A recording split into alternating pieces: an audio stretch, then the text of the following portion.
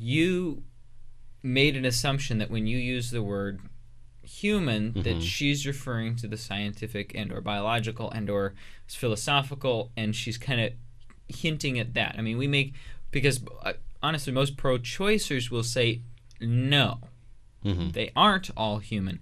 And we don't have to question them. Well, what do you mean by define human when you say they aren't all human, in the sense of we don't misinterpret them. They are telling us they don't think that what they're seeing there is human. Right. And I'm roundabout point, she didn't define her terms. Right. And so I should have. You should have, but you at the same proactively. time, you can't always define everything at the beginning. Right. You eventually did. So Right. the encouragement is true. the encouragement is to the pro-life, viewers and listeners. You're going to ask questions, right, and people are going to give you answers, and then 45 minutes later, you're going to find out that the answer right. that they gave you was not really the answer right. that they right. made it sound like. Right. And Josh, I think you did the right thing. I mean, obviously, as soon as you noticed, you were talking about different things, you defined it. Right. But, I've known some people, and, a lot of times we train to always ask people to clarify. What do you mean by that? Right. What do you mean by human? Right. But that can be the most freakishly annoying thing to have someone do to you. Over and over and over and over Which, again. You feel under attack. I've had that happen. I gotta say, I saw a pro-lifer do it recently. I was on a campus, very recently. Yeah. I was on a campus. I saw a pro-life student walk up to a conversation I was having with a post-abortive woman, and I was trying to calm her down because she had gotten very riled, and a rather untrained but well-meaning pro-lifer didn't know how to handle the situation and kind of escalated it. And so I was trying to calm her down by listening, just finding out who she was. And I mean, she's post-abortive. Right. She said so. Right. And a pro-life student came up and kept asking, well, what was it? What was your abortion? What did you abort? What is it? What is it? What is it?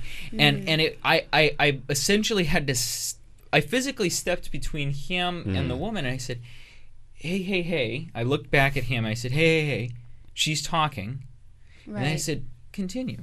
Because that not only was that annoying, it was insensitive to the situation. Right. So you and have to be treating discretionary about that approach. Right. You can be treating people like they're idiots, Right. or demanding that they prove, and you're just attacking them sometimes. Because Right. I've had conversations with a couple people, one person in particular who asked me, like, what are you in school for? And it became, I'm studying this. Well, why are you studying that? What are you going to do with that? What led you to that? How do you think that? How do you define that? How do you this? And I was just like, stop it. You know what I mean. Right. Like, you don't have to keep drilling so that because I can't define every word in the world. Right. And that's not how people think. Okay, this is a little bit, we're slightly digressing, but when people take that, just a little bit, when people start using the questioning tactic that we're saying we should use defining our terms, but they're using it not like an annoying little kid. Yeah, they're using it inappropriately. Right. They're like you're saying. Yeah. You can always switch it back on them. Well, what do you think I mean? That's true. I like that. I like that. It doesn't always work, but it can. Yeah. It can. Well, why? What do you mean by communication? Right. Well, that's a good question. What do you think I mean? Yeah, and most people don't have that problem. Most people do need to be reminded. Right. Most people do need to be reminded to, to clarify, because we do, as humans, assume we have the same meaning to words. That's how we function in society. So at this point in the conversation, now this is a problem, because C is saying, well, maybe I think that they're human, but other people don't, and so what's the big deal? Like, if we don't fix that, then this conversation is as good as over, because I can get her to become all the way personally pro-life, and she's going to act as pro-choice as she did that, when she got up that morning. And so I talked about something you brought up last episode. I said the lack of consensus does not mean the lack of truth. Right. I said, for example, I always pull this one out, a lot of people used to think the earth was flat and on the back of a giant sea turtle, and they were all wrong, right? There were a couple of guys that figured out, maybe not, but most of them thought this. And we killed people for saying the world was round. I know. That's I was like, how much of a consensus there was. Yeah. and they were all wrong. And see, like immediately she was that's clearly good. open-minded because she was like, yeah, that's a good point. Basically. But then she changes topics and starts talking about how horrible adoption is.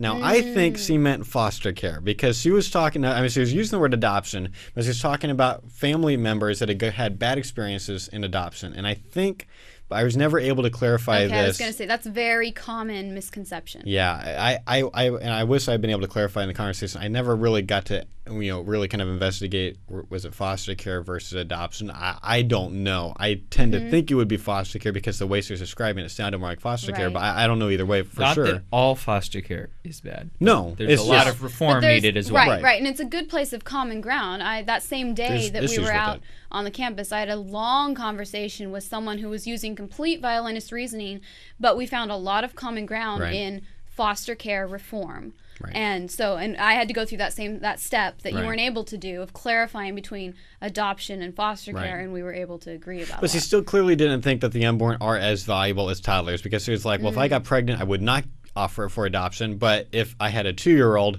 and I couldn't take care of it, I would offer it for adoption. It's like, well, what? What's and the so difference? I trotted out another toddler, and at this point, I channeled you. You channeled me? I channeled Liz. That's actually what I thought in my mind. I'm going to channel Liz because here's what happened. Like, this has now been an hour. Right. And she's like, if I got pregnant, I'm having an abortion. And so I changed into I need to save her future kids mode and got a bit more emotional. And this is unusual for me. Like, I couldn't believe I was doing this. Josh but I was is just not typically emotional. No, typically Josh's style is more matter of fact. Let's think about this together. This is how I think. Right. And I tend to be a little more direct. Right. I just said, look, okay, there's all these infertile couples. Like, we used to think we were infertile. My wife and I tried for 2 years before we finally got pregnant. So we thought we were infertile. Like, what's this going to mean? My wife's wanted to have kids since she was 11. I'm telling her all this.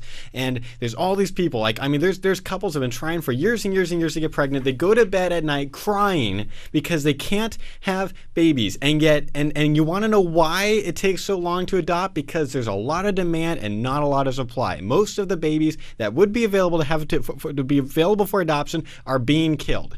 And so you're saying that you would take this child and instead of giving him or her to one of these couples that is going to bed crying at night, you would dismember him. And I said, you really think that would be better for the kid? And she said, well, it's not about the kid, it's about what I want. Oh. And I said, I'm sorry, but that seems selfish to me, that you've got this child that wants to live and we would love to take care of him, but because it's not what you want, then you're going to dismember that child. And so I point to the graphic picture on the other panel that was up, and I said, if this child could, don't use this as a standalone argument. It was just part of my thing. Definitely. I said, this child could talk and think the way we do. He'd be saying, I'm here. I want to live. And so he said, well, you don't know that the child wants to live, so you can't talk. So I trotted out an untalking toddler. I said, no, it can't talk. Should I assume that he doesn't want to live, or should I assume he does want to live? Well, okay. And at this point, she's starting to break. She's like, okay. So she actually said, I'm starting to rethink this a little bit. And there's kind of awkward pause. We give you about it. Oh, no, finish up, and I'll cut in right And now. I almost stalled out. We talked in episode 101. This is where, I messed up. When do you stop the conversation? What do I say now? It's been an hour. I'm out of, and then I thought, thanks to the Justice for All trainers, can I give you a tour of the rest of the exhibit? I said, we only have 2 out of 12 panels here. I said, can I show you what, if we would have been able to set up the whole thing on this campus, what we would have. She was like, okay, fine. So I took her through the entire brochure. And at the end, if you've never seen the Justice for All exhibit, you can go onto their website, jfaweb.org, and you can see the entire thing. But at the end of the exhibit, it has a late-term abortion picture, and I explained about how this is really hard to look at, but this is why we use this. And then there's a picture of a little girl named Annie, whose mother saw the Justice for All exhibit, and when she saw one of the graphic pictures, said, she was pregnant, she was scheduled to have an abortion, said, I'm not doing that to my kid. Right. And I told that story, and I think it was seeing Annie's picture, because after that she said, wow, I think you're right. I shouldn't have an abortion. What? Like, I mean, I was like, Right. 3 minutes. You were just 3 minutes ago. Well, no, you were. it's a culmination of it all because Josh, we always preach about taking the logical argument, about using your senses. Don't use these these appeals to emotion that are so common in advertising and stuff, because they work, but they're not as solid. But you used a combination of basically Aristotle's means of persuasion. You used all three. Logos, used it over and over. Trotting out the toddlers, using your logic.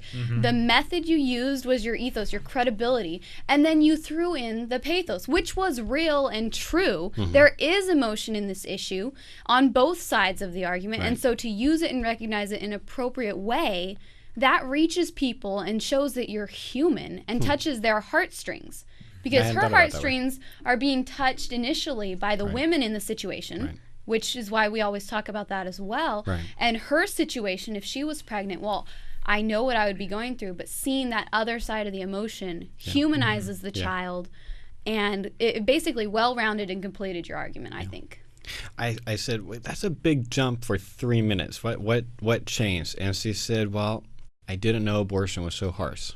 I was seeing that late-term picture, and then Annie, that so I was like, I need to introduce you to someone, and I found Liz, and Liz, you were right over there, and I was like, let's come over here, and I said, she's the president of the Students for Life Club here. I don't even know the background to this story. I know, you're just like, hi, and I was like, there's this new club, and they're trying to put events on like this where we can have wonderful dialogues like you and I have. I said, we haven't been mean to each other, right? She's like, no, it's been a great conversation. And I said, they want to help women that want to be pregnant and want to have their child to be able to stay students and yet have their children, and they're going to put on more events like this, and you ought to come. And she actually says she might come to one of your she hasn't future yet, meetings. But Not yet. She may. Hopefully. And we're going to be putting on some more events soon. So there you go. That was awesome. The summary of incredible. A long conversation. Those are the stories that are why we continue doing They're the inspiration stories. Because we know that it does work. Now, just a thought. You were shocked that she would take such a large jump in 3 minutes. We can, whether it's in a large group, in a small group, in 2 minutes, in 2 hours, we can deliver a lot of information to people who are, whether it's in front of campus or at the grocery store, wherever. But it takes even longer to process all that. Think about how long we've been processing new information, not just in the pro-life, but throughout our lives. And we're asking people to make a major worldview shift. I believe that there are people who get the ethos, logos, and pathos from different people in different ways. At different times. But still, and to the encouragement to our pro-life viewers and listeners, is continue doing it. Continue trying to give as well-rounded arguments as you can, because it does work. Well said. You've been watching Life Report, Pro-Life Talk, Real World Answers. Life Report is produced by Right to Life of Central California. Visit their website at fresnoprolife.org.